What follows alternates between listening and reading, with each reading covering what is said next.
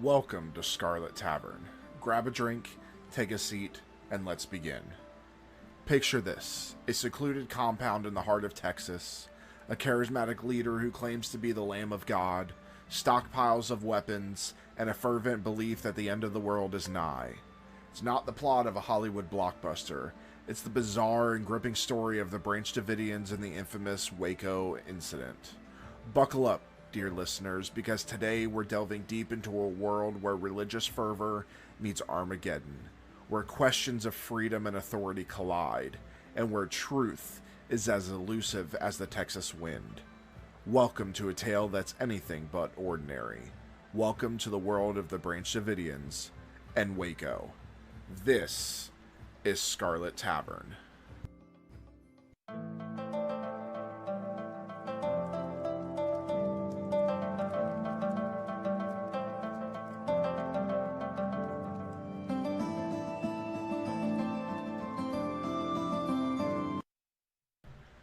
Alright, before we begin, we must announce that due to personal reasons, Aaron will no longer be with the Scarlet Tavern. We do wish him the best of luck in all his future endeavors. Ben and I obviously will be continuing the Scarlet Tavern, and we will occasionally be including some guest appearances. I know that on a few occasions, if she so wishes and the topic is up her alley, Ben's wife Pam will join us on a few. Another former military law enforcement officer. And yeah, we'll have other people from Damn Media come in every once in a while if they wish. So, but for now, you guys are stuck with me and Ben. So, as the intro stated, we are talking about the Branch Davidians and Waco. Big topic. Yeah, so really our topic is technically Waco, but you can't talk about Waco without talking about the Branch Davidians. So we will go over the history of the Branch Davidians and then go into the history of Waco. So yeah, I guess let's go ahead and get into it. Let's do it. All right. In 1929, Victor Hutef, a Bulgarian immigrant and Seventh-day Adventist Sabbath school teacher from Southern California, claimed that he had a new message for the entire Adventist church. He presented his views in a book, The Shepherd's Rod, The 144,000, A Call for Reformation. The Adventist leadership rejected Hutef's views as contrary to the church's basic teachings, and local church congregations disfellowshipped Hutef and his followers. In 1934, Hutef established his headquarters to the west of Waco, Texas, and his group became known as the Davidians. In 1942, he renamed the group the General Association of Davidian Seventh-day Adventists. Davidian, which indicated its belief in the restoration of the Davidic Kingdom of Israel. Following Hutef's death in 1955, his wife Florence usurped the leadership, believing herself to be a prophet. Convinced that an apocalypse would occur in 1959, a date which is not found in her husband's original writings, Florence and her council gathered hundreds of their faithful followers at the Mount Carmel Center, the group's compound, which was located near Waco, for the fulfillment of the prophecy which is written in Ezekiel 9. The anticipated events did not occur, and following this disappointment, Benjamin Roden formed another group which he called the Branch Davidians, and succeeded in taking control of Mount Carmel. The name of this group is an allusion to the anointed branch mentioned in Zechariah 3:8 and 6:12. When Benjamin Roden died in 1978, he was succeeded by his wife, Lois Roden. Members of the Branch Davidians were torn between allegiance to Ben's wife or to his son, George. After Lois died, George assumed the right to the presidency. However, less than a year later, Vernon Howell rose to power and became the leader over those in the group who sympathized with him. Howell's arrival at Mount Carmel in 1981 was well received by nearly everyone at the Davidian commune. He engaged in an affair with Lois Roden while he was in his early 20s and she was in her late 60s. That is disgusting. Howell wanted to father a child with her, who, according to his understanding, would be the chosen one. When she died, George Roden inherited the positions of prophet and leader of the sect. A power struggle ensued between Roden and Howell, who soon gained the loyalty of the majority of the Davidians. In 1984, Howell and his followers left Mount Carmel. Roden accused Howell of starting a fire that consumed a $500,000 administration building and press, which Roden subsequently renamed Rodenville. It's a horrible name. Another splinter group led by Charlie Pace also left and settled in Alabama. Rodenville. Rodentville. Yeah.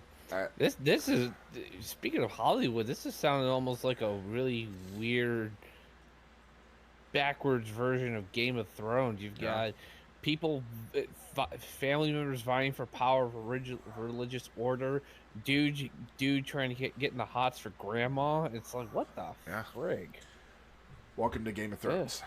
Yes. Maybe it's a good thing some of these people settled in Alabama. Let's not tell George R. R. Martin about this. He might try and write more crappy books about it. As an attempt to regain support, Roden challenged Howell to raise the dead, going so far as to exhume the corpse of a 2 decades deceased Davidian in order to demonstrate his spiritual supremacy. Roden denied this, saying he had only been moving the community cemetery. This illegal act gave Howell an opportunity to attempt to file charges against Roden, but he was told that he needed evidence in order to substantiate the charges. On November 3rd, 1987, Howell and 7 of his followers raided Mount Carmel equipped with 5 .223 caliber semi-automatic rifles, 2 .22 caliber rifles, and 2 12-gauge shotguns, and nearly 400 rounds of ammunition, in an apparent attempt to retake the compound. Although Howell's group claimed that it was trying to obtain evidence of Roden's illegal activities, its members did not take a camera with them. Yeah. Evidence. A trial ended with the jury finding Howell's followers not guilty, but the jury members were unable to agree on a verdict for Howell himself. After his followers were acquitted, Howell invited the prosecutors to Mount Carmel for ice cream. I wonder if they have caramel there. Mount Carmel caramel ice cream? Yeah. It is claimed that Howell was never authorized to name his breakaway sect the Branch Davidians, and the church which bears the name continues to represent the members of the Branch Church who did not follow him. Howell, who acquired the position of spiritual leader from Roden, asserted it by changing his name to what we know now as David Koresh, suggesting that he had ties to the biblical King David and Cyrus the Great. Koresh is the Hebrew version of the name Cyrus. He wanted to create a new lineage of world leaders. This practice later served as the basis for allegations that Koresh was committing child abuse, which contributed to the siege by the ATF, that we'll get into later.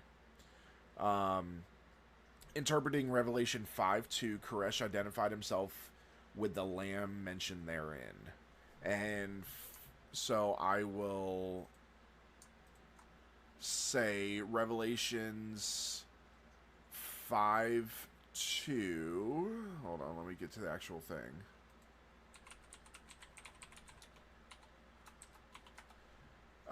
Then I saw a mighty angel who proclaimed in a loud voice, "Who is worthy to open the scroll and break its seals?" This being breaking the 66 seals. There's a lot more than that, but 66 that we know of. 66 seals to start the coming of the end times. So he identifies himself as the one to help break the seals, which in biblically the seals are, or at least are supposed to start being broken by the second coming of Jesus himself. The lamb is referencing Jesus Christ. So Koresh suggested that the Lamb would come before Jesus and pave the way for his second coming. Well, I mean, he can't. I don't think he would have really gotten too far if he outright said, "I'm Jesus." Yeah. So he's claiming that the Lamb was not Jesus, but he was the Lamb and was paving the way for Jesus to come and start Armageddon, basically. After the death of Lois Roden in November 1986 and probate of her estate in January 1987, Howell attempted to gain control of Mount Carmel Center by force. George Roden had dug up the casket of Anna Hughes from the Davidian Cemetery and had challenged Howell to a resurrection contest to prove who was the rightful heir to the leadership. Howell instead went to the police and claimed Roden was guilty of corpse abuse, but the county prosecutors refused to file charges without proof. This is where we're kind of transitioning into Waco. On November 3rd, 1987, Howell and 7 armed companions tried to get into the Mount Carmel Chapel, intending to photograph the body and the casket as incriminating evidence. Roden was informed of the interlopers and opened fire.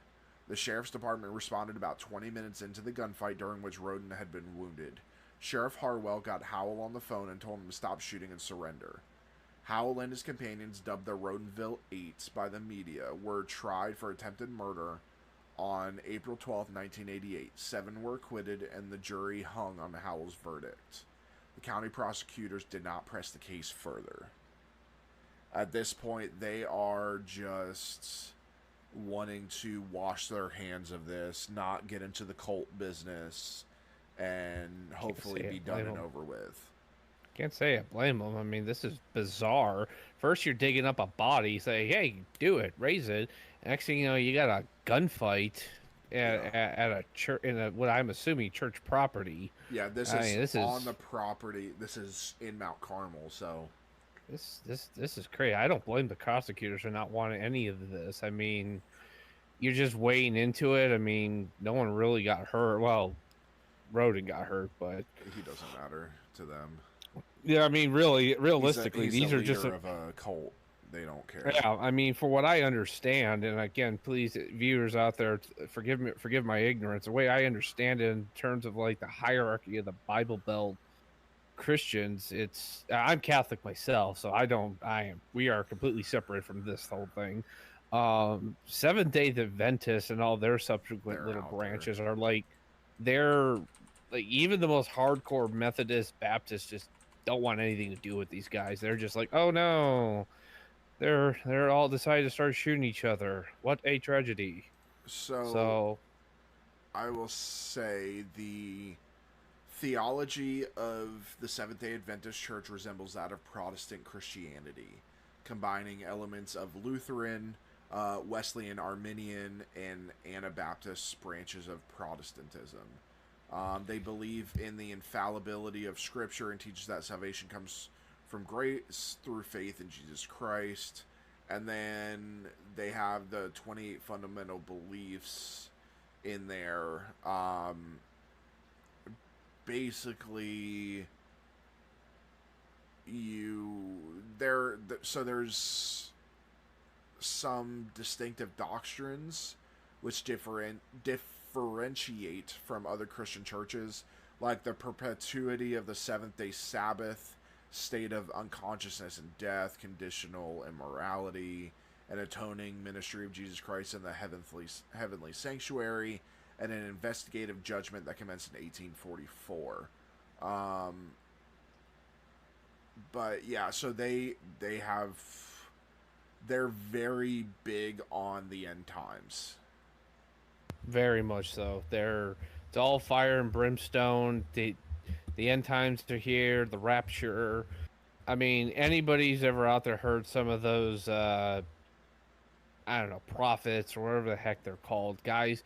I remember, what was it, Caleb? What was it like back in 2014 or something? Some Seventh-day Adventist or some Christian scholar, I'm using air quotes here, he thought he mathematically predicted the end of the world. Yeah. And he was able to convince people to just, like, it's coming on this day, and like people were like selling their property, like people who had stocks were like just liquidating everything, and they were going to like You know, I remember I read something where like these two families who were neighbors, they just decided, let's go to the Grand Canyon. We're gonna get raptured at the Grand Canyon, and they got there like nothing happened. It was just like that's kind of the people who generally, from what I understand, are kind of gravitate toward the Seventh-day Adventist denomination.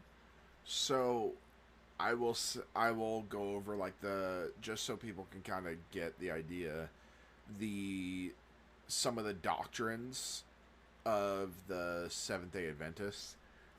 Number one, that God is the sovereign creator, upholder, and ruler of the universe. That He is eternal, omnipotent, omniscient, and omnipresent.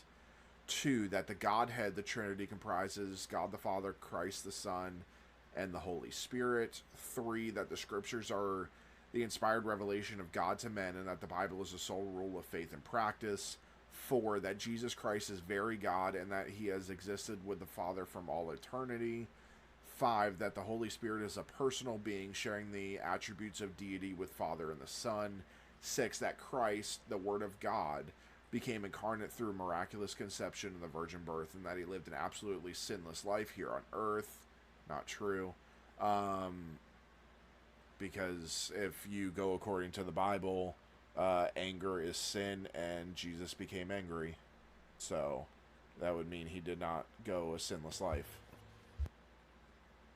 The Bible does rules anger as sin. I think they say wrath, like Oh, wrathful. No, Does it say? anger is sin. I thought it was always wrath. Well, we don't need to. That's fine. I mean, I don't want to get off into a biblical discussion. But yeah, it's But because you're supposed to be slow to anger and blah blah blah. That the vicarious atoning death of Jesus Christ once for all is all sufficient for the redemption of a lost race. That Jesus Christ arose literally and bodily from the grave. That He ascended literally and bodily into heaven. That He now serves as our advocate in priestly ministry and mediation before the Father. That He will return in a premillennial, personal, imminent second advent. That man was created sinless, but by a subsequent fall entered the state of alienation and depravity. That salvation through Christ is by grace alone, through faith in His blood. That entrance upon the new life in Christ is by regeneration or the new birth. That man is justified by faith. That man is sanctified by the indwelling Christ through the Holy Spirit. That man will be glorified at the resurrection or translation of the saints when the Lord returns. That there will be a judgment of all men, and that the gospel is to be preached as a witness to all the world. Some of those are different than normal Christianity. So most evangelical Protestants believe that. Number 11, that He will return in a preliminal, personal, imminent second advent, is different. But yeah, so because different Protestant groups viewed the millennium different. But yeah, so Seventh-day Adventists are very much end times, fire brimstone kind of people. they're very hardcore. They can be very hardcore. So,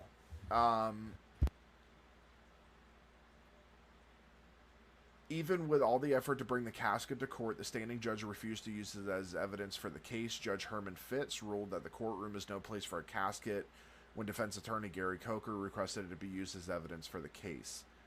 During questions about the casket, Roden admitted to attempting to resurrect Anne Hughes on 3 occasions. Rodenville 8 were forced to carry the casket down the street to a van awaiting the body.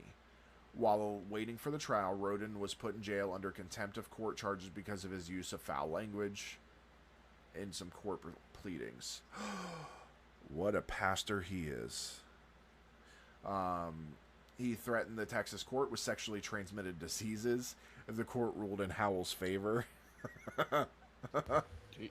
Reverend. He's like, I have crabs, I'm gonna give them to all of you. I've slept with so many women, and children. Alongside these charges, Roden was jailed for 6 months for legal motions he filed with explicit language. Roden faced 90 days in jail for living on the property after being ordered to neither live on the property nor call himself the leader of the religious group in a 1979 case. The next day, Perry Jones and several of Howell's other followers moved from their headquarters in Palestine, Texas to Mount Carmel. In mid-1989, Roden used an axe to kill a Davidian named Wayman Dale Adair, who visited him to discuss Adair's alleged vision of being God's chosen Messiah. He was found guilty under an insanity defense and was committed to a mental hospital. Shortly after Roden's commitment, Howell raised money to pay off all the back taxes on Mount Carmel owed by Roden and took legal control of the property. After these legal proceedings, it was noted in a 90-minute interview by the Davidians' attorney Douglas Wayne Martin that the religious group had been back and forth to court since 1955.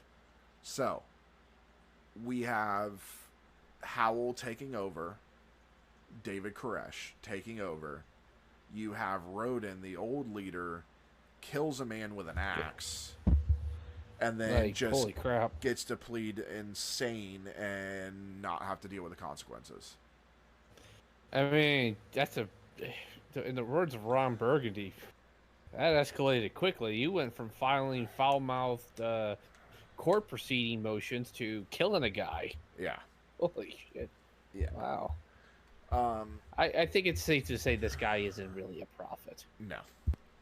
On August 5th, 1989, Howell released the New Light audio tape in which he said that God told him to procreate with the women in the group to establish a house of David of his special people. This involves separating married couples in the group who had to agree that only he could have sexual relations with the wives while the men should observe celibacy. Howell also said that God had told him to start building an army for God to prepare for the end days and a salvation for his followers. So, this man goes to his group and says, God told me to sleep with all of you women. Men, you are not allowed to sleep with your wives. Only I can. You have to remain celibate so that I can impregnate them and they can have my children. I'm just amazed that he actually found people to agree to this. See, I would have been out the door. I'd be like, bye. But this is a thing that we talk about when we talk about cults. Because, again, yes, we're talking about Waco and this bad stuff because this does lead to terrorist stuff. But this is obviously, first and foremost, the Branch Davidians are a cult. And, again, this is where, number one, they're pulling from the Seventh-day Adventists who are so hardcore biblical that they see anybody tells them that they're a prophet, they'll believe it. I could walk into a Seventh-day Adventist church and put on a ruse and they'll believe I'm the second coming of Christ. So, but on top of that, again, with every cult, these people have nothing. They're desperate and they follow the charismatic leader. And by all accounts, David Koresh was very charismatic. I remember watching I think it was Paramount did a miniseries on it. It was based on a book that was written by one of the survivors. And if that's anything to go by, like, Koresh was very, he could be, like, at first you knew him, you could be very, very easy to get along with. Like, he seemed like really cool. Again, this is written from the perspective of somebody who more or less used to worship him. Yeah. And I will say, I believe that Criminal Minds did an episode based off of Waco and based off of the Branch Davidians, if I remember correctly. Oh, I'm sure they did. I'm sure Criminal Minds covered just about everything. Yeah. So, Howell filed a petition in the California State Superior Court in Pomona on May 5th, 1990 to legally change his name for publicity and business purposes to David Koresh. On August 28th, he was granted the petition. By 1992, most of the land belonged to the group had been sold except for a core 77 acres. Most of the buildings had been removed or were being salvaged for construction materials to convert much of the main chapel and a tall water tank into apartments for the resident members of the group. Many of the members of the group had been involved with the Davidians for a few generations, and many had large families, presumably all child by David Koresh. On February 27, 1993, I wasn't even a year old yet, the Waco Tribune Herald began publishing The Sinful Messiah, a series of articles by Mark England and Darlene McCormick, who reported allegations that Koresh had physically abused children in the compound and had committed statutory rape by taking multiple underage brides. Koresh was also said to advocate polygamy for himself and declared himself married to several female residents of the small community. Paper claimed that Koresh had announced he was entitled to at least 140 wives, and that he was entitled to claim any of the women in the group as his, that he had fathered at least a dozen children, and that some of these mothers became brides as young as 12 or 13 years old. This is what happens when you let somebody have way too much power. Yes. Now, and what happens with a lot of these guys is they take a lot of stuff from the Bible. Now, again, whether it's right or wrong is neither here nor there at this point. But in biblical times, it was common for people to get married at 13, 14 years old. Girls were given up for marriage at 13 and 14. And that was the societal norm, yeah. Yeah, and biblically, from what we know of, whether you believe the Bible's true or not, biblically what we know of Mary is when she married Joseph, she was between 14 and 16. Possibly. I'm not sure that. I remember just learning from in religious class, they never really touched on how old Mary was. They probably for good reason. Yeah, and that's why. Historians went back and did a lot of the dating and stuff of how old she would have to be, and they were saying basically for her to physically be able to have a child up to the time she died, the average age, they did all that mathematical factoring, and they figured that she was between 14 and 16 years old when she's mentioned in the Bible. Of course, obviously, for everyone listening, all of it is speculation. There's no birth certificate of Mary. Correct. There is none of this. We're going off of what historians and scholars know about the social norms and everything, and obviously just basic biology. So they said, oh yeah, she would have been 14, 15. That's the minimum age. Oh yeah. For all we know, Mary was 32. Obviously, I don't think that's it, but at the same time, no, absolutely not when they were barely living to 60. Some of them. Exactly. So, yeah, and she lived well into Jesus's adulthood. I mean, she lived after his adulthood. Yeah, so nobody is saying that she was 14 or 15. That's just the bare.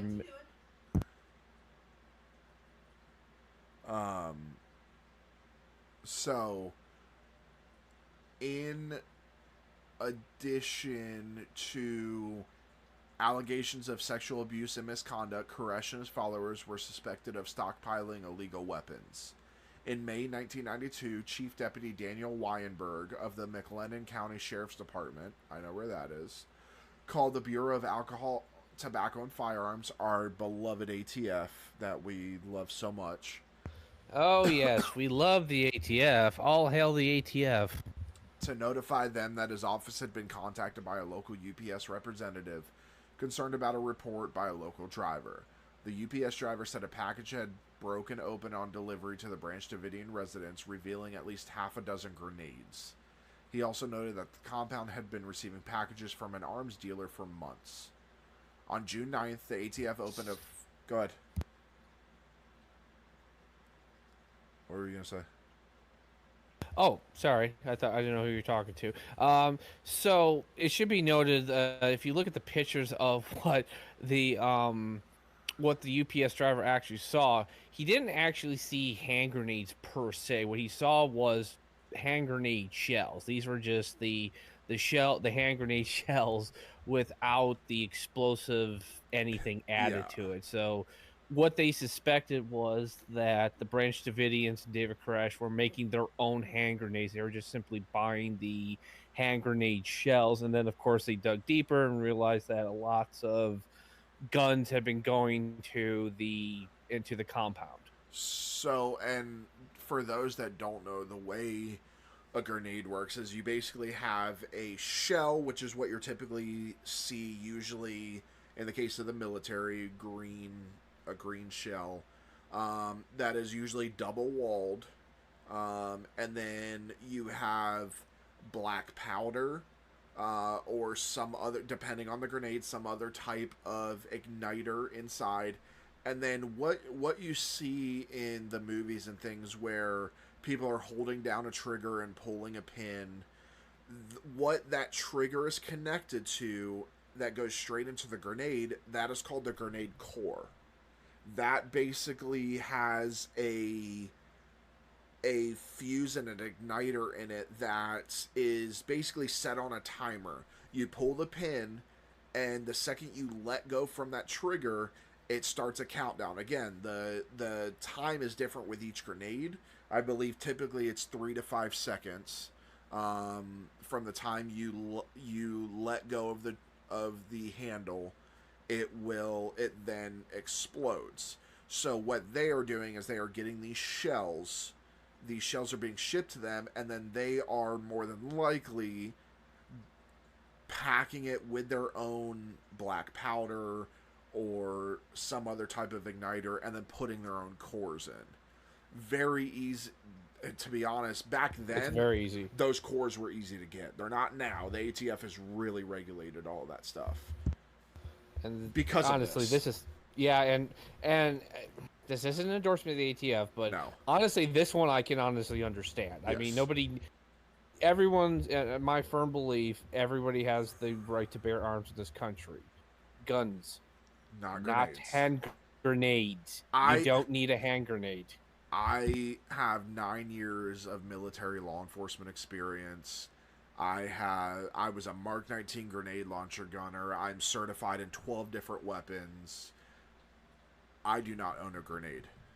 Nobody does. I have about 7 years, about just under Caleb's, and yeah, I threw a dumber grenade once in training, and everyone was like, "Man, I didn't get to throw a grenade." I was happy I didn't get to throw a grenade. I did not want to throw a grenade. See, I was scared to death of although that thing. I love doing the 203.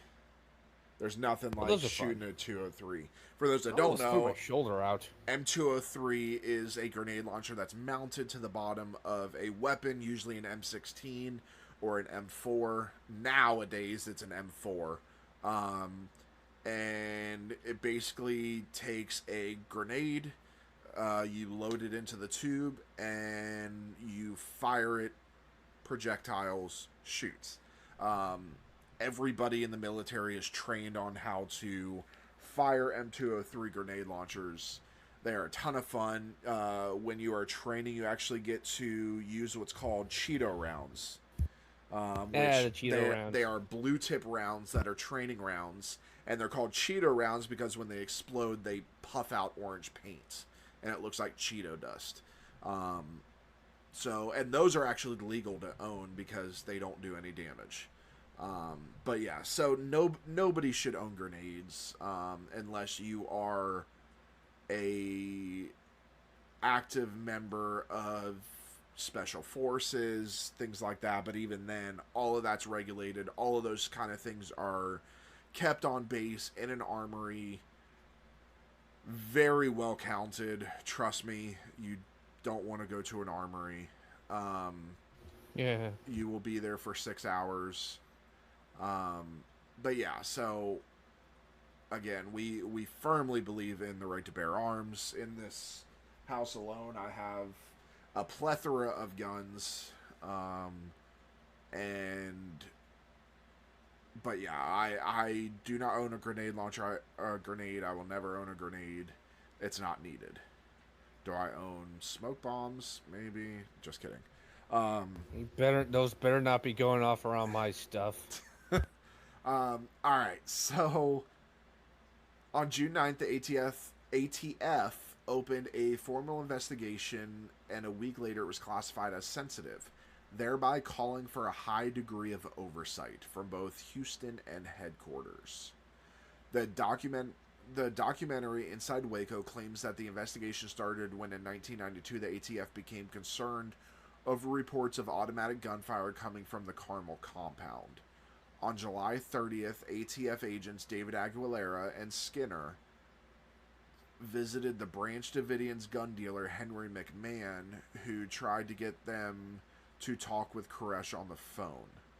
Koresh offered to let ATF inspect the Branch Davidians' weapons and paperwork and asked to speak with Aguilera, but Aguilera declined. First mistake. First mistake by the ATF. You are investigating a man for having illegal arms. He is willing to speak to you and show you everything, and you decline it. I mean, you could very well also just show up with a warrant to search. Yeah. But I mean, said he can invite you and be like, "I'll show you this. We'll just show ourselves around." You can do that. Yeah, it's kind of a dick move, but you can do it. But the fact that he offered to speak with them, this all probably could it have ended differently? Maybe. Where if Aguilera would have just said, "All right, let's talk. Let's sit down. Let's meet. Show me your stuff. Then we'll talk." Maybe these ATF agents could have convinced him to get rid of at least his explosives. This is Texas. It is a right to carry state, even back then. You are allowed to have numerous firearms. It's one of the great things about Texas. God bless Texas. Yeah, and Kentucky and Ohio. Yep, absolutely. Ben and Pam cannot wait to get here so they can legally carry. Because New York, I just want to go to that restaurant you took me to for brunch. So, but yeah, I think it would have been a lot different if they had just talked. You're right, and I think it's also important to let our viewers know that something also happened just before this investigation started. So, we talked about before in our last episode about Ruby Ridge. How that whole debacle was really kind of started. The root of it was the ATF as well.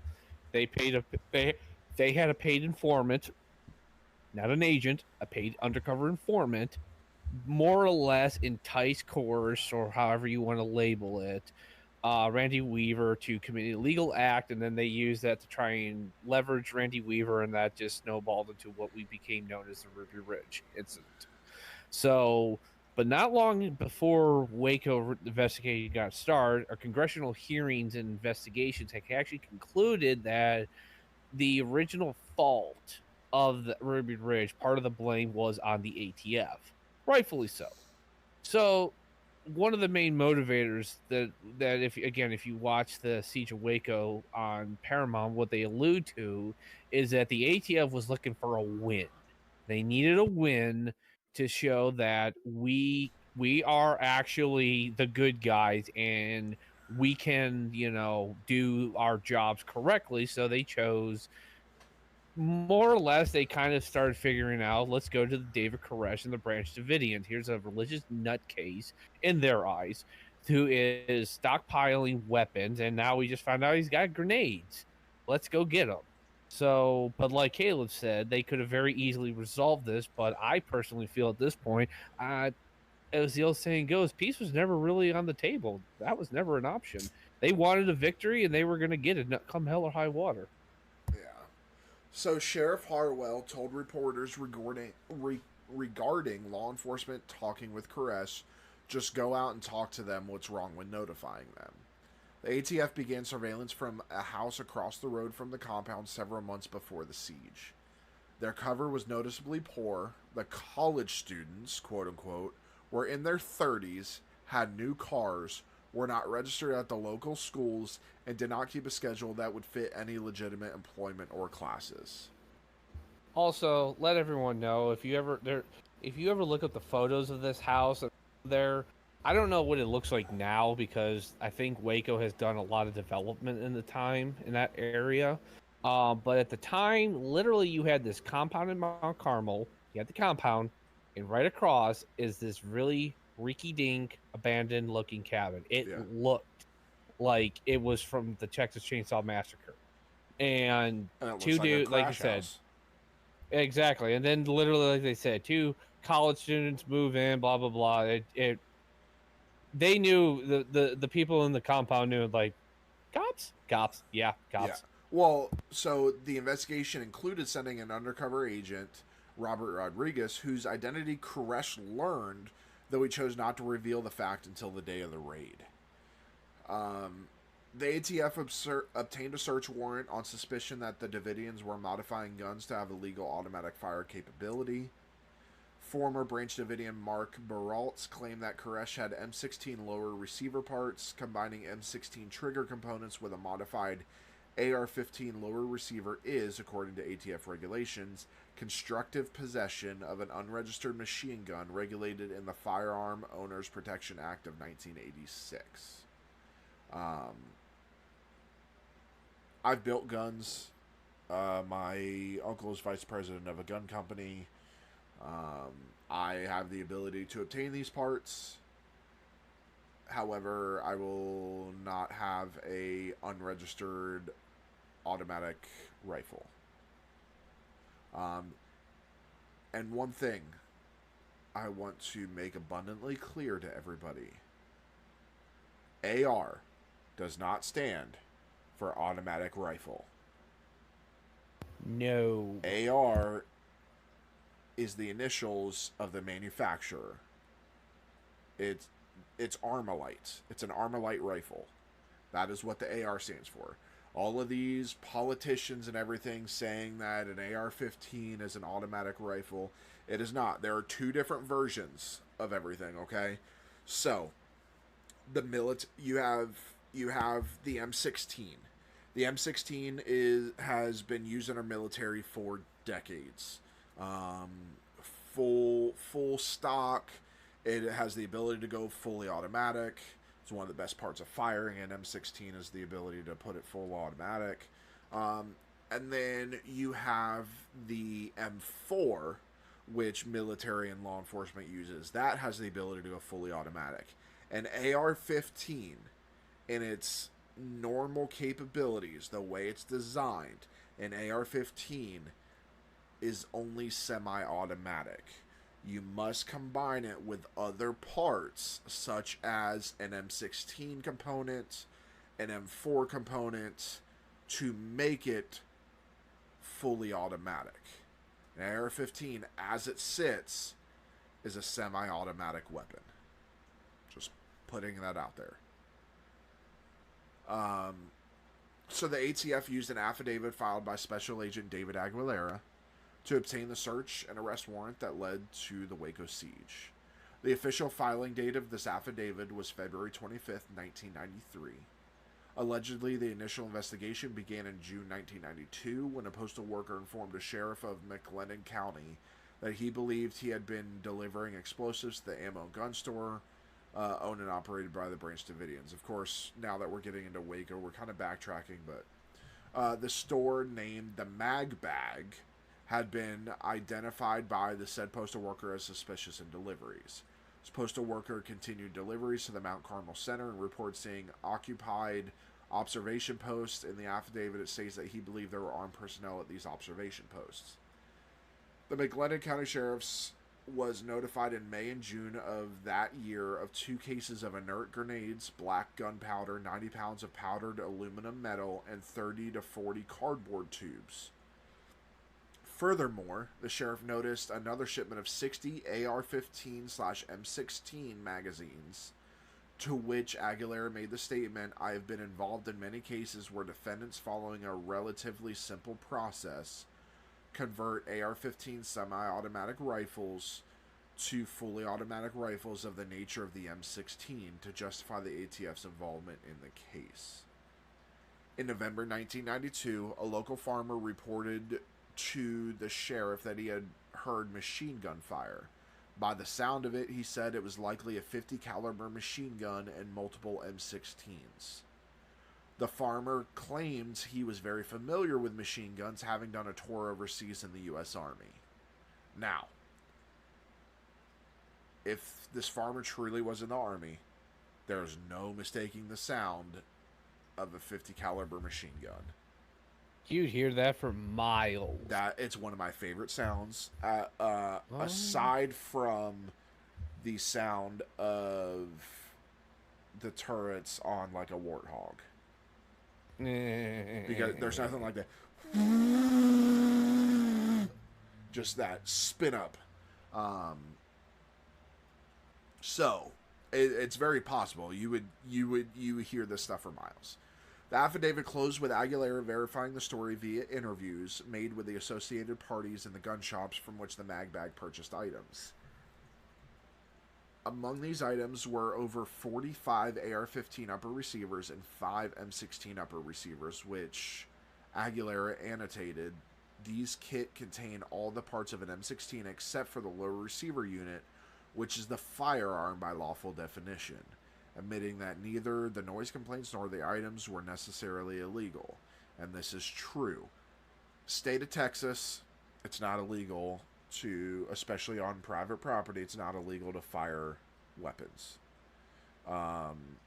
So the noise isn't going to do anything unless you're violating a noise ordinance. And then, again, I can buy as many upper receivers as I want. But the second I buy a lower receiver, that's going to be flagged.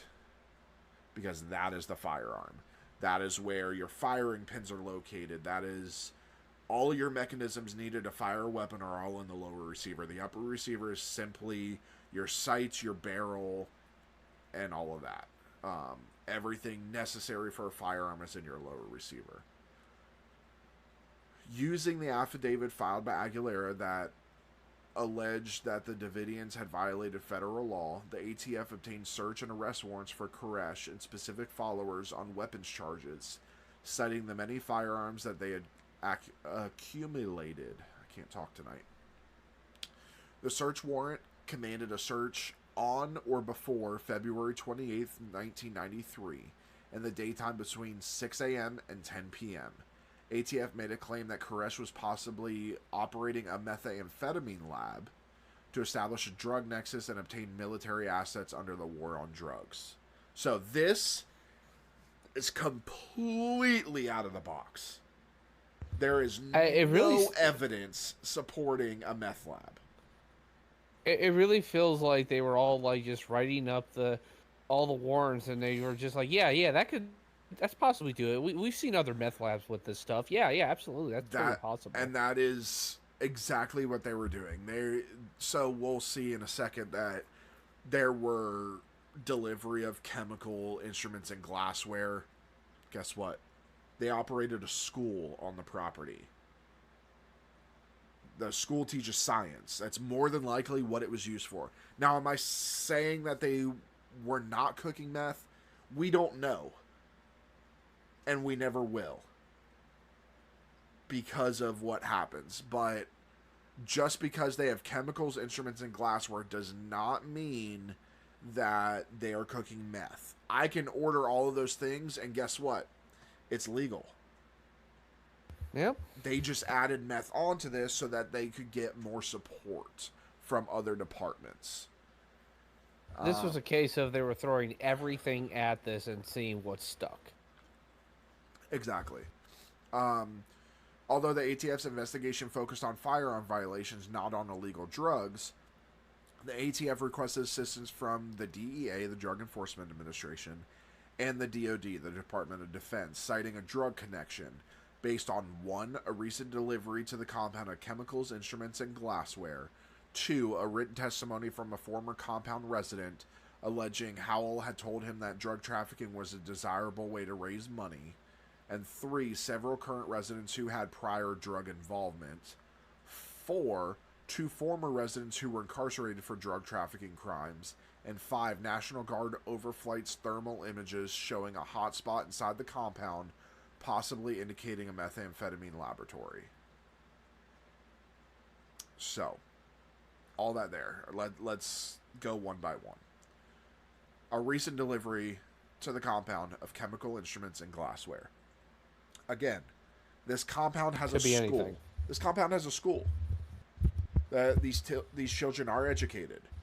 It could be that they are teaching them lab stuff, and there is indication that there were very intelligent people there. So some of the teachers could be teaching chemistry and stuff like that. A written testimony from a former compound resident alleging Howell had told him that drug trafficking was a desirable way to raise money. That's hearsay. Yeah. For all we know, this guy just had a grudge against David Koresh or somebody in there, and he maybe recalled a late night, everybody standing up drinking, or, well, I don't know if these guys actually drank, but doing whatever. They're just joking around, and someone said, hey, wouldn't it be cool if we got, we raised money by selling drugs?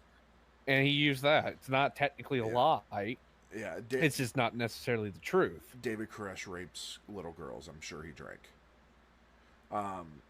Yeah. But it would just be like Ben and I going, what? We're not making much money off of this podcast. Wouldn't it be funny if we sold drugs? It's no different. It's the same thing. Like I said, did we talk about selling drugs? Yeah, technically. Is that what we were doing? Is that actually what we were doing? No. And it's not illegal. It's freedom of speech. Yeah, that's not. Third, several current residents who had prior drug involvement. This is profiling at its finest. This is... I mean, let's remember, this is they're wacky, they're weird, they're probably doing some shady stuff, but people join religious organizations to get away from their past. Exactly. 2 former residents who were incarcerated for drug trafficking crimes. Again, probably former addicts who left and they went right back into what they were used to, drug trafficking. 5, the National Guard overflights thermal images showing a hotspot inside the compound, showing possibly a meth lab. Could be any kind of lab. There's nothing saying what that hotspot is. There are tons of stuff can put off that could have been the furnace. Yeah. Exactly. That could have been the furnace they were reading there. Exactly. Contrary to most people think, it does get cold in Texas. It does. Especially where they are. Although the original request for assistance was initially approved, the commander of the Special Forces Detachment questioned the request, and the ATF obtained only a training site at Fort Hood, Texas, from February 25th to February 27th with safety inspections for the training lanes, and was given only medical and communications training and equipment. So, this is another place that they fuck up. They went to Fort Hood. Yeah. We all know how Fort Hood is. If you've never seen anything about Fort Hood, I highly suggest Googling recent activity at Fort Hood, Texas. You will see that Fort Hood is the worst base in the entire world. Yeah. There is horrible leadership. People go missing. People have been raped and murdered. And Fort Hood is literally the hood of the army bases. It is absolutely horrible. They changed it now. It's also worth noting they thought, hey, let's fix everything by changing the name. So technically, it's actually called Fort Cavazos now, but not changing anything else. Nobody will ever call that place anything but Fort Hood. ATF had planned their raid for Monday, March 1st, 1993, with the code name Showtime. So original. The ATF later claimed that the raid was moved up a day to February 28th, 1993, in response to the Waco Tribune Herald's The Sinful Messiah series of articles, which the ATF had tried to prevent from being published. Beginning February 1st, ATF agents had 3 meetings with the Tribune Herald staff regarding a delay in publication of The Sinful Messiah. Paper was told by the ATF that the raid would take place on February 22nd, which they changed to March 1st, then ultimately to an indefinite date. ATF agents felt the newspaper had held off publication at the request of the ATF for at least 3 weeks. In a February 24th meeting between Tribune Herald staff and ATF agent Philip Chojanki and 2 other agents, the ATF could not give the newspaper staff a clear idea of what action was planned or when. The Tribune Herald informed ATF that they were publishing the series, which included an editorial calling for local authorities to act. Personnel of the Tribune Herald found out about the imminent raid after the first installment of The Sinful Messiah had already appeared on February 27th. Although the ATF preferred to arrest Koresh when he was outside Mount Carmel, planners received inaccurate information that Koresh rarely left it. The Branch Davidian members were well known locally and had cordial relations with other locals. Branch Davidians partly supported themselves by trading at gun shows and took care to have the relevant paperwork to ensure the transactions were legal. Branch Davidian Paul Fauda was a federal firearms license dealer, an FFL, and the group operated a retail gun business called the Mag Bag. When shipments for the Mag Bag arrived, they were signed for by Fauda, Steve Schneider, or Koresh. The morning of the raid, Paul Fauda and his son Kalani were on their way to Austin Gun Show to conduct business. The ATF attempted to execute their search warrant on Sunday morning, February 28, 1993. The local sheriff, in audio tapes broadcast after the incident, said he was not apprised of the raid. Despite being informed that the Branch Davidians knew a raid was coming, the ATF commander ordered that it go ahead, even though their plan depended on reaching the compound without the Branch Davidians being armed and prepared. Any advantage of surprise was lost when a KWTX TV reporter who had been tipped off about the raid asked for directions from a U.S. Postal Service mail carrier who was coincidentally Koresh's brother-in-law. Oh boy. Yeah. So, needless to say, Koresh then told undercover ATF agent Robert Rodriguez that they knew a raid was imminent. Rodriguez had infiltrated the Branch Davidians and was astonished to find that his cover had been blown. The agent made an excuse and left the compound. When asked later what the Branch Davidians had been doing when he left the compound, Rodriguez replied, "They were praying." Branch Davidian survivors have written that Koresh ordered select male followers to begin arming and taking up defensive positions, while the women and children were told to take cover in their rooms. Koresh told them he would try to speak to the agents, and what happened next would depend on the agents' intentions. ATF arrived by 9:45 a.m. in a convoy of civilian vehicles containing uniformed personnel and SWAT-style tactical gear. ATF agents claimed that they heard shots coming from within the compound, while Branch Davidian survivors claimed that the first shots came from the ATF agents outside. A suggested reason may have been an accidental discharge of a weapon, possibly by an ATF agent, causing the ATF to respond with fire from automatic weapons. Other reports claim the first shots were fired by the ATF dog team, quote-unquote, sent to kill the dogs in the Branch Davidian kennel. 3 helicopters of the Army National Guard were used as an aerial distraction, and all took incoming fire. During the first shots, Koresh was wounded, shot in the hand and the stomach. When the minute of the raid started, Branch Davidian Wayne Martin called emergency services pleading for them to stop shooting. Martin asked for a ceasefire, and audio tapes record him saying, "Here they come again, and that's them shooting. That's not us." The first ATF casualty was an agent who made it to the west side of the building before he was wounded. Agents quickly took cover and fired at the buildings while the helicopters began their diversion and swept into the low over the complex, 350 feet away from the building. The Branch Davidians fired on the helicopters and hit them, although none of the crew members were injured. In response, the helicopter pilots chose to pull away from the compound and land. On the east side of the compound, agents brought out 2 ladders and set them against the side of the building. They then climbed onto the roof to secure it to reach Koresh's room and the location where they believed the weapons were stored.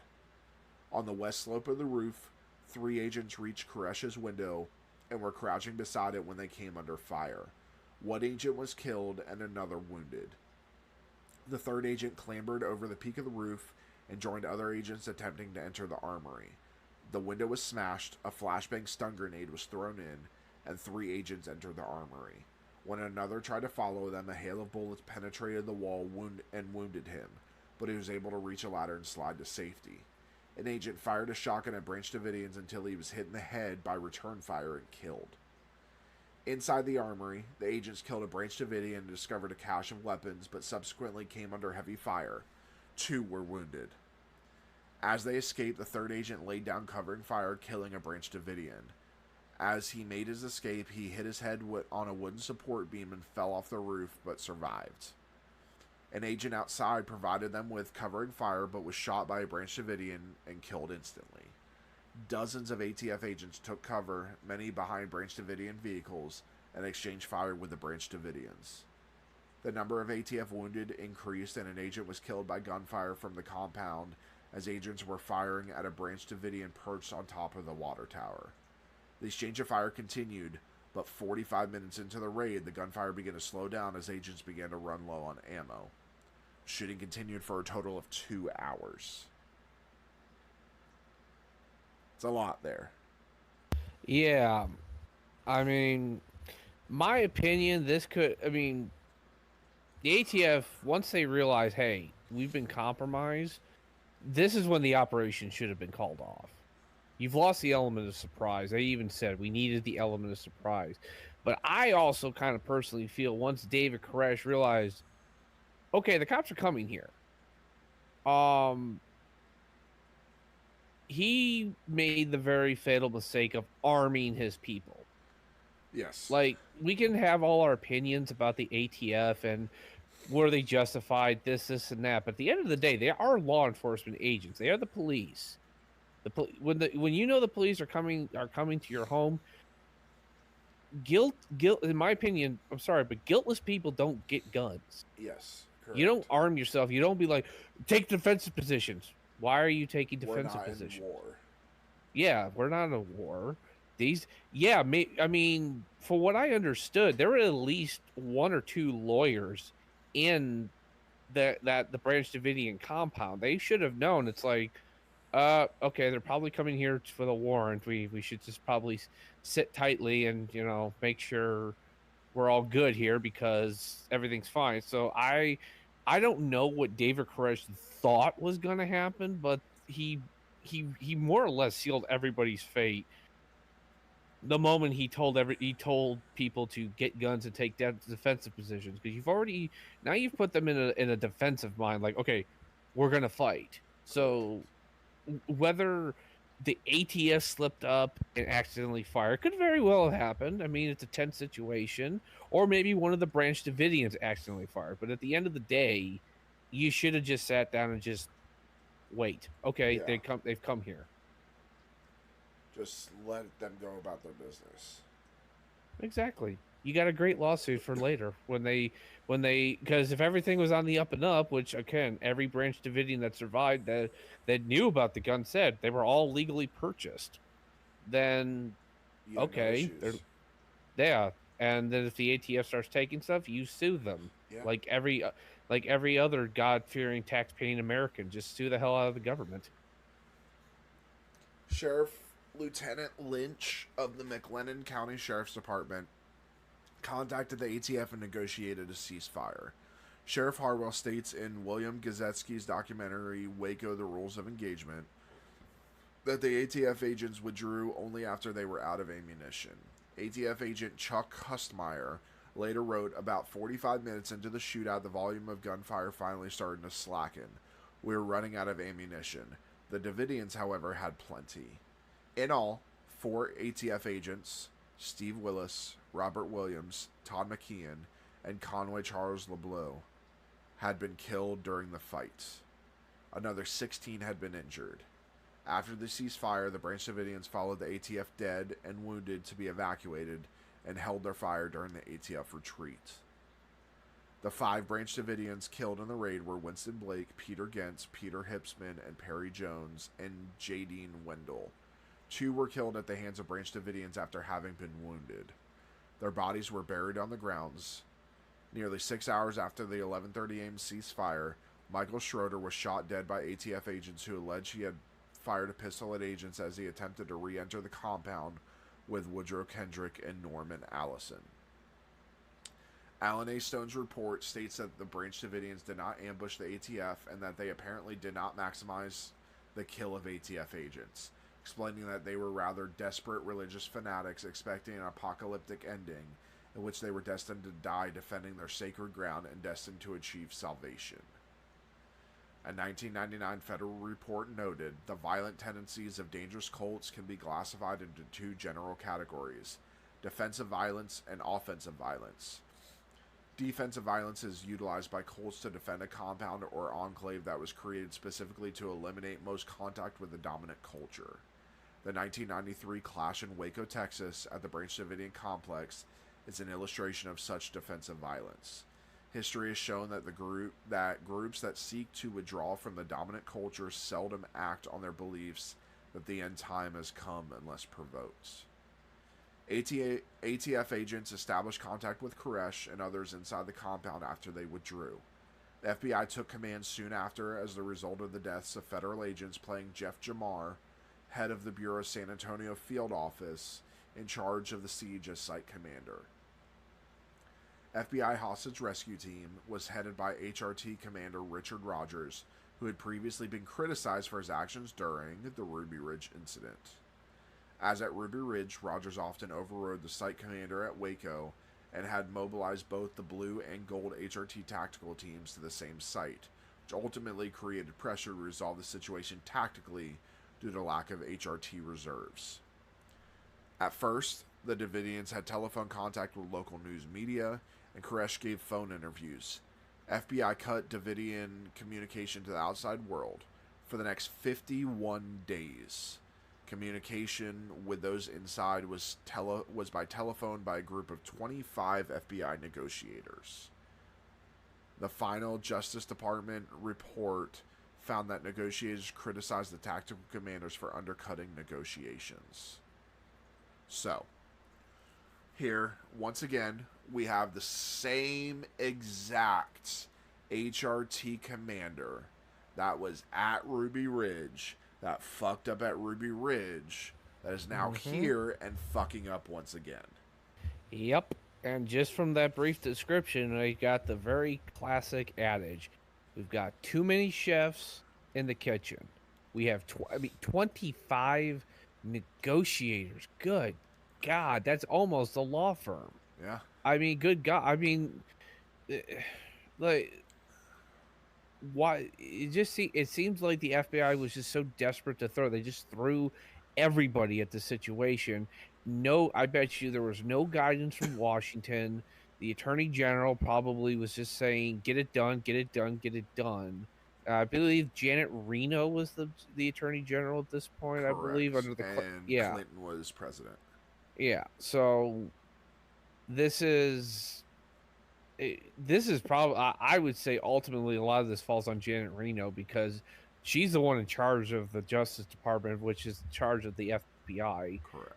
I mean, this sounds like, I mean, the way I've always understood it in a siege, in a siege thing, the tactical commanders are subordinate to the site commanders, which are a lot of times often defer to the negotiators. When the negotiators like, okay, we're not getting anywhere.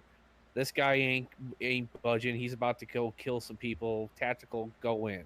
Correct. But it seems like there just never was a clear definition of whose authority, where one's authority ended and where another's began. Yeah. So in the first few days, the FBI believed that they had made a breakthrough when they negotiated with Koresh an agreement that the Branch Davidians would peacefully leave the compound and return for a message, recorded by Koresh, being broadcast on national radio. The broadcast was made, but Koresh then told negotiators that God had told him to remain in the building and wait. Despite this, soon afterwards, negotiators managed to facilitate the release of 19 children ranging in age from 5 months to 12 years old without their parents. However, 98 people remained in the building. Children were then interviewed by the FBI and Texas Rangers, some for hours at a time. Allegedly, the children had been physically and sexually abused long before the standoff. This was the key justification offered by the FBI both to then President Bill Clinton and Attorney General Janet Reno for launching tear gas attacks to force the Branch Davidians out of the compound. Okay, so this here. This is the one thing that they did right, is because they waited to use tear gas till the children were out. These children are innocent. We don't need any crossfire. We don't need any harm coming to them. So they then did tear gas when they were out. Unfortunately, it wasn't sooner, but... And again, this is only the first few days of the 51-day siege. So... During the siege, the FBI sent a video camera to the Branch Davidians. In the videotape made by Koresh's followers, Koresh introduces children and his wives to the FBI negotiators, including several minors who claim to have had babies fathered by Koresh. Koresh had fathered perhaps 14 of the children who stayed with him in the compound. Several Branch Davidians made statements in the video. On day 9, Monday, March 8th, the Branch Davidians sent out the videotape to show the FBI that there were no hostages, but everyone was staying inside on their own free will. This video also included a message from Koresh. The negotiators' log showed that when the tape was reviewed, there was concern that the tapes released in the media would gain sympathy for Koresh and the Branch Davidians. Videos also showed the 23 children still inside the compound and child care professionals on the outside prepared to take care of those children, as well as the previous 19 released. As the siege continued, Koresh negotiated for more time, allegedly so that he could write religious documents he needed to complete before surrendering. His conversations, which were dense with biblical imagery, alienated the federal negotiators, who treated the situation as a hostage crisis. Among themselves, the negotiation teams took to calling Koresh's words Bible babble. Now, what they're about to do is what they should have done at the beginning. On March 7th, the FBI began consulting with Bible scholars Philip Arnold and James Tabor. For those that don't know, James Tabor has done quite a bit in writing for religious stuff. So he's a professor of ancient Judaism and early Christianity. He wrote about the Apostle Paul. He has analysis about suicide and martyrdom, which is why he was brought into this. And then he actually published a book based off of Waco. And then he has an entire series called The Jesus Dynasty. So he is a decent name in the religious world. So they studied a transcript of Koresh's radio broadcast to try to understand Koresh's theology. That week, Arnold and Tabor were guests on talk radio programs on Dallas radio stations KRLB and KGBS. Koresh heard the programs on a battery-powered radio. On March 16th, he asked for the FBI permission to discuss the Bible with Arnold directly. The FBI denied this request. Mistake again.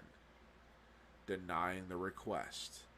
What you have to understand when doing hostage negotiation is it's a give and take.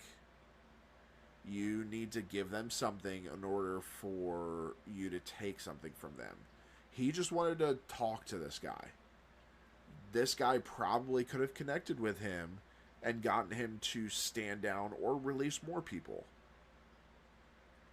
But they refused. Yeah. I'm sure in their mind, they, again, as you said before, the FBI is treating this as though David Koresh is walking around the compound with a sawed-off shotgun, keeping everybody inside. These people want to stay inside. Yeah. They were not his hostages. So they treated it as though David Koresh is a madman lunatic who's finally snapped, and he's holding a bank lobby full of people hostage. This was not necessarily the case. Correct. These were his followers. These were his family. Are they hostages in the sense of that? Okay, yeah, they're in danger. They're innocent. They're in harm's way. Yes, but David Koresh is not holding a gun to their heads and threatening to kill them every 5 minutes if they don't shut the hell up or, whatever. Yeah. Um, on April 1st, Arnold and Tabor were interviewed by radio talk show host Ron Engelman on KGBS to discuss the situation at Mount Carmel Center. Tabor said that the Apostle Paul wrote much of the New Testament from prison, and in a similar manner, Koresh's message would reach a wider audience if he surrendered peacefully, even if it meant going to prison. On April 4th, a tape recording of the broadcast was delivered to David Koresh by Dick Degerin, Koresh's lawyer. According to David Thibodeau, an eyewitness inside the compound, Koresh exhibited a favorable response upon hearing the tape.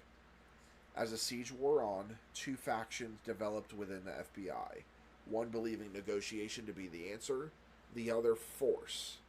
Increasingly aggressive techniques were used to try to force the Branch Davidians out.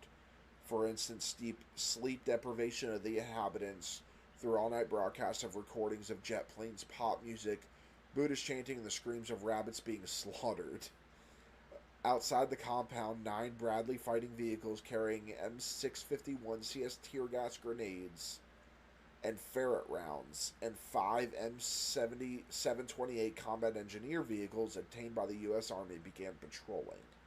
The armored vehicles were used to destroy perimeter fencing and outbuildings and crush cars along the belonging to the Branch Davidians. Armored vehicles repeatedly drove over the grave of Branch Davidian Peter Gent, despite protests by the Branch Davidians and the negotiators. So, this sleep deprivation, I have done this. It fucking sucks. Yes. This is what they, when you go through any kind of torture training, anything like that, sleep deprivation is one of the things that they do.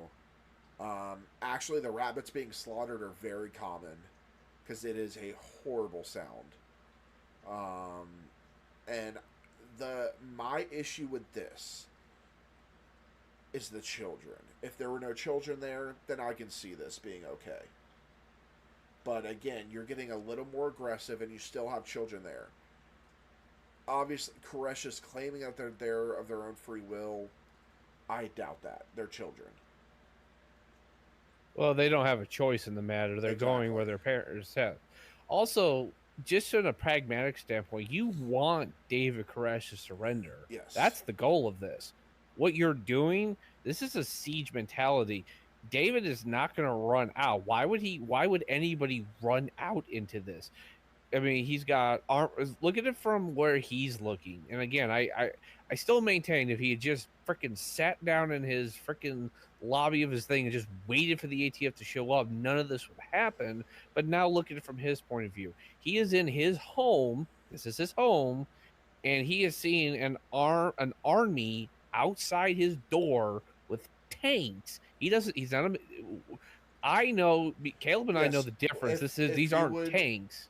If you would please, I'll let you do the, obviously I know what they are, but I'll let you do the explaining of what the Bradleys are, the tear gas ferret rounds, and the engineer vehicles.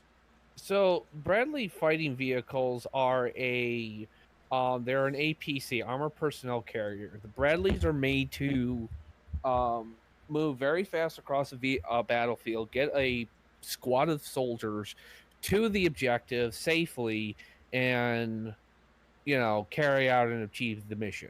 To non-military members, though, it looks like a fucking tank. Yes, it looks like a tank. It does. The Bradley does come with attachments that can take out a tank. Yeah, it does. Tow missiles, love them, tow launchers. But this isn't what they had there. So this is a Bradley that's been stripped down to just shoot tear gas. But again, what is David Koresh seeing? He's seeing tanks outside his home. And then he sees and then just so you know, the ferret rounds, for people that don't know, they are gas grenades that are meant to penetrate windows, hollow doors, interior walls, and stuff like that. So now with the M728 combat engineer vehicle, don't let this the name fool you. This is a tank. It this has a is chassis of a tank. It has all the features of a tank. The only difference is that it's not meant to it is not meant to fight. This thing will be destroyed in a heartbeat if it goes against a tank. What it's meant to do is to breach and clear obstacles on the battlefield. It's armored like a tank because it's supposed to be able to, go right up to an enemy trench or defensive positions, clear the way so that the actual tanks and the infantry can all pour through the breach in the line. But again, David, this is, you see these tanks are going around, just crushed his car.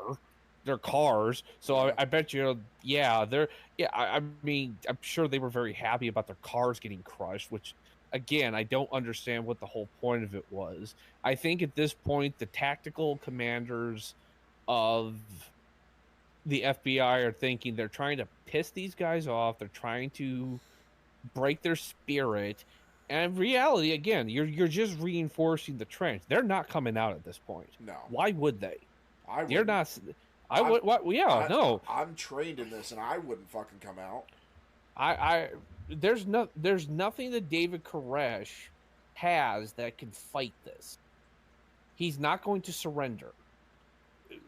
I mean, and again, to go back to what the biblical scholars are saying, and I think we also touched on what they say the cult mentality is. This is an apocalyptic Christian cult who thinks that, oh my God, the end times are here. There's tanks out there. There's an army outside. They've got tanks. They're shooting tear gas in there, and they've killed people. The end times are here. The Antichrist has come for us. We must defend our home. So it's really like, if I was looking at the FBI tactical agent, I'd probably say is like tell me, sir, dude, is your head up your ass for the warmth? At this point, with all of this, you might as well just blow them to fucking smithereens. Seriously, get those special forces guy on the line, and have them call an airstrike, because they're not coming out. They're not coming out. So 2 of the 3 water storage tanks on the roof of the main building had been damaged during the initial ATF raid. Eventually, the FBI cut all power and water to the compound, forcing those inside to survive on rainwater and stockpiled MREs. Meals ready to eat. Listen, I'll eat MREs willingly. That's just me. I like MREs, so I wouldn't be complaining. But criticism was later leveled by Schneider's attorney, Jack Zimmerman, at the tactic of using sleep and peace disrupting sound against the Branch Davidians. The point was this: they were trying to have sleep disturbance, and they were trying to take someone that they viewed as unstable to start with, and they were trying to drive him crazy. And then they got mad because he does something that they think is irrational. Very well put. Despite the increasingly aggressive tactics, Koresh ordered a group of followers to leave. 11 people left and were arrested as material witnesses, with one person being charged with the conspiracy to murder. The children's willingness to stay with Koresh disturbed the negotiators, who were unprepared to work around the Branch Davidians' religious zeal. However, as the siege went on, the children were aware that an earlier group of children who had left with some women were immediately separated and the women arrested. During the siege, several scholars who study apocalypticism in religious groups attempted to persuade the FBI that siege tactics being used by the government agents would only reinforce the impression within the Branch Davidians that they were part of a biblical end-of-times confrontation that had cosmic significance. This would likely increase the chances of a violent and deadly outcome. The religious scholars pointed out that the belief of the group may have appeared to be extreme, but to the Branch Davidians, their religious beliefs were deeply meaningful, and they were willing to die for them. Koresh's discussion with the negotiating team became increasingly difficult.